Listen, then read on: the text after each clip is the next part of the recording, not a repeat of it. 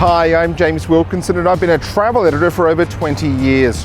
On this show, we're going to take you to some of the world's most amazing destinations, from the big cities to the great regional areas. We'll go inside some of the world's best hotels, bars, galleries, restaurants, and much more. Right now, we're in downtown Los Angeles, and this is Wayfarer.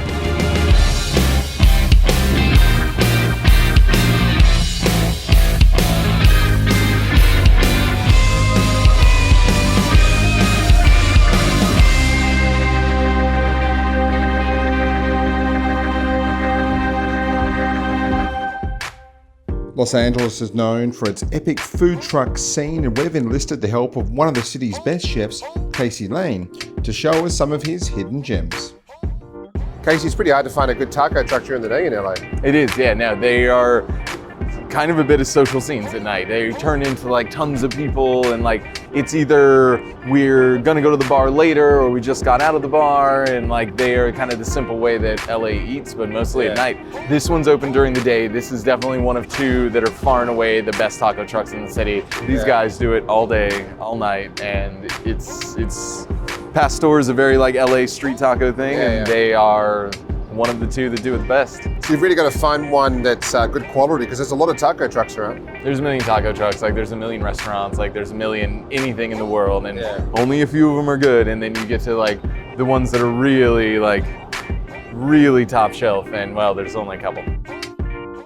The street food aspect of eating at taco trucks really started to take form, and we can pull these up anywhere, and we can create a very small menu of like really good, really fun, interesting food that's completely mobile. So I think everyone really grasped onto it, because now you had great food anywhere you were. Yeah, I think we saw with the movie Chef, where you get a chef going from a restaurant to a truck, back to a restaurant again. Are we seeing a lot of movement like that? Absolutely, and a lot of people use it as a way to get their own restaurant, you know, which in, you know, that movie's case, he had kind of had like a falling out, and then like he had to like rebuild his identity, and you definitely see a lot of people use the food truck as a way to like pitch a concept. So why tacos? Is this where it all came from originally? They were originally taco trucks? I mean, in LA, definitely, you know what I mean? Like we all think of sushi as like such an expensive, you know, like experience, but at the end of the day, like especially the nigiri sushi it was street food when it started, you know? So every kind of culture and country has like their own version of it, but we happen to be right next to Mexico, lucky us. And Pastor was kind of theirs. Yeah. Awesome, let's try some of the food. Let's do it. Cool.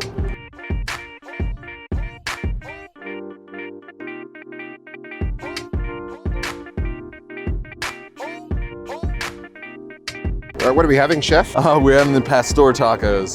Definitely the one to judge all the taco trucks by. You have a red chili marinated pork that's kind of layered on to basically like the way that they cook the like kebab meat for the gyros. And it's then shaved off. They hit it on the plancha or the flat top, just kind of get a little more caramelization on it, and they marinate also on the top of the Pastor is a pineapple, so that all the pineapple juice kind of seeps through, and supposedly breaks down some of the connective tissue, makes it more tender, but you always get a couple of slices of pineapple with it. Oh, awesome. All right, we'll give it a go.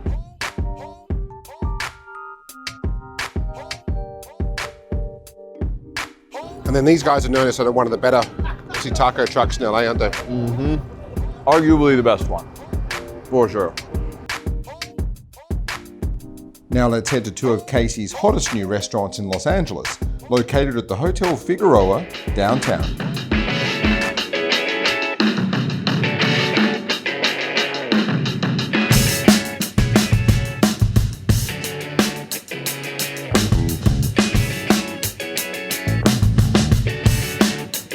Well, Casey, we're now here at Hotel Figueroa downtown. It's got two of your restaurants in it, and it's one of the most talked about hotels in America. It is. I mean, an amazing job on kind of the restoration of what the property was. It inspired us so much in kind of the way that we developed all of the like bar programs and the food programs for the property, and as well as like amazing banquet space and like absolutely gorgeous rooms to kind of throw whatever event you want to have, and the way that they all interconnect. It has really like hit a very good note with a lot of the downtown community, as well as, like you said, kind of throughout the country. And if you're staying here as well, there's obviously quite a few dining options, which is something a bit of fun for this part of town as well. It is, and they all have a red thread through them, you know, like they all have a ideology of craft and product and kind of something that is trying to be much, or that is much more than your average kind of hotel property, that is really just trying to cover all the bases. And it's so much work, it really is. Like, it being dinner only, you know, is one thing when all of your focus and all of your staffing and like the best crew you can put together only does one program. And with the breakfast, the lunch, the dinner, you can tell why so many people cut corners. And we have more gray hair because we decided not to, but I think that we've done something very, very unique in the hotel space that gave it like a very usable, very fun identity, you know, with veranda and the poolside being so casual and like lighter fare, not necessarily that there aren't like, you know, like roast chicken on the menu, but it's done in a much more simple way, you know, with just like some arugula and lemon on the side of it. Breva being more of like the dining room to the property and really kind of showing off the breadth of like Basque and Spanish, French cooking, as well as just the bar programs with the gin and tonic program in the middle and Bar Figueroa, which is another like very Basque tradition, out to Rick's where we're standing currently, you know, which is a very, very fun, very lively kind of late night drinking spot. So you can enjoy a few days here and have a few different experiences in the same hotel. Absolutely, as well as utilizing pieces of the hotel throughout your day and throughout your journey, you know. There are late night drinks, there's nowhere better than Rick's. And starting your evening with like a happy hour inside the lobby, having dinner at Breva, obviously, like spending an afternoon having a meeting at poolside at veranda, it really offers a lot of options. And if you go to Staples, you can actually come over here and have food before or after the game or the concert. Before, after the game and concert, absolutely. And once again, like you're inside the Staples Center where there's so many big brands and just kind of chain restaurants, and it's just a little, I don't know, maybe tiresome for some of us. And we really got lucky with being right across the street from them, offering such kind of a dynamic, fun experience with, once again, so many different ways to utilize it. Now, Casey, it's obviously one of the hottest new hotels in America. Is it a bit of pressure for you to come up with some amazing produce all the time and menus? And I think the pressure washes off of our back because all we care about is the product and the craft, you know. So like we know that what we're going to do is going to be on the forefront of what's happening because we want to create, you know. We don't want to do the mundane and just operate day after day. We want to kind of always push ourselves and like really like show respect to the farmers and the ranchers around the community. And you have a lot of fun with it downtown too. Downtown's pretty hot right now, isn't it? It is. It's a very lively place, you know, from especially being so close to Staples Center. We get the fun after parties from, you know, the rock shows, as well as just ESPN has like a in-house residence for all of the games that they broadcast from Staples. It's very, very fun. It's a very unique space and time. Awesome, congrats, and thanks so much for taking us around today. Thank you so much, sir. Pleasure, boss. Thanks, buddy.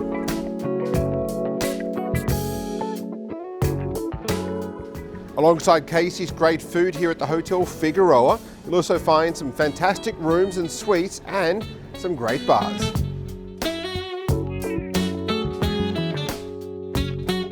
We're here at Hotel Figueroa, and Brad, this was quite an amazing project that you've been involved with for some time, hasn't it? Oh, it's been an amazing project. Yes, we started and acquired the hotel in 2014.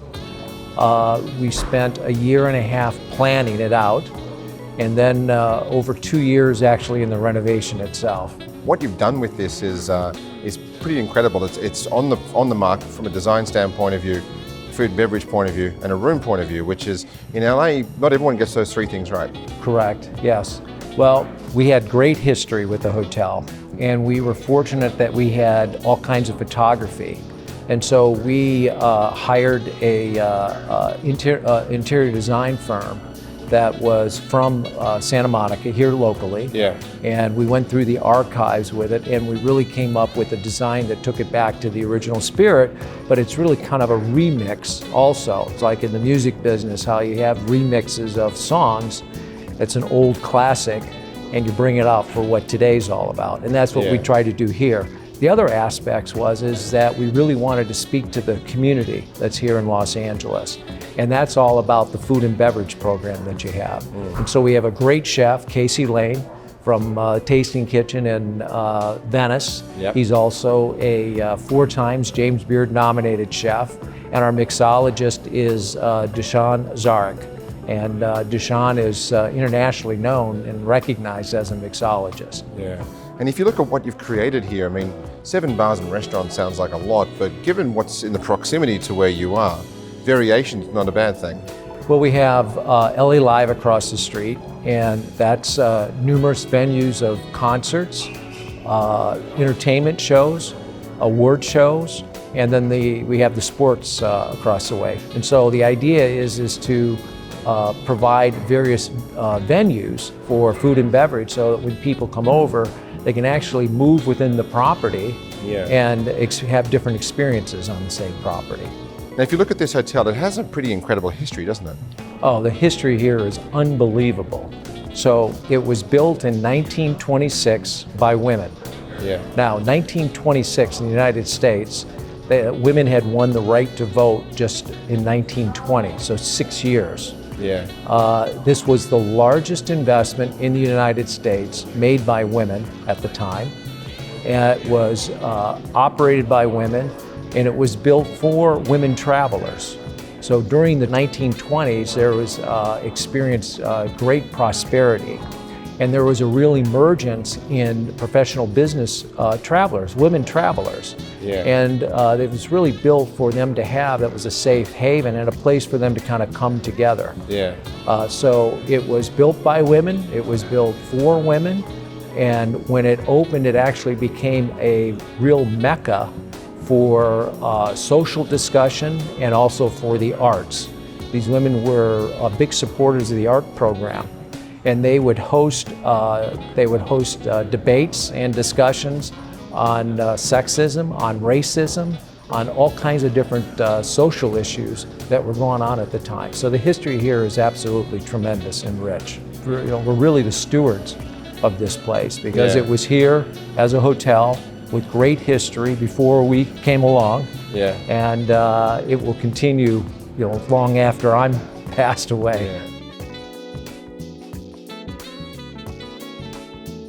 Challenging to have 2 different styles of restaurants so close within the same building, and three or four different kinds of bars as well attached to all of this. Casey and his team and Deshaun and his team have done just a wonderful job making that work. And you've got a very secret bar that's opening up fairly soon. We do have a secret bar, and maybe I'll let you see that a little later. Yeah, you're having fun with this project, aren't you, as well? Absolutely. It has been, become a project truly of passion. Yeah. And really a project that has brought joy. So you can actually, there's a lot to do in this part of town now, isn't there? We've put together programs. You can go to the Arts District. We've got a car that'll drive you down to the Arts District. You can go through the galleries. There's Chinatown that's down here. There's a whole host of bars and restaurants that are also located in downtown. And then we have LA Live across the street, which is sports and entertainment.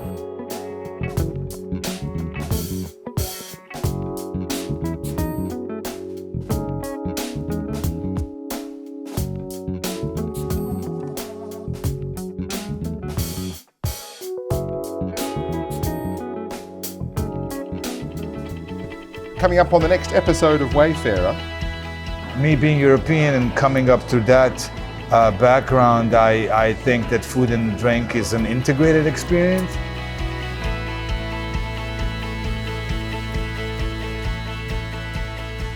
So literally you can come in for the weekend and never have to use your car throughout the entire stay, which is when you ever get to say walkable in LA in the same sentence. Every day we have something going on at the hotel.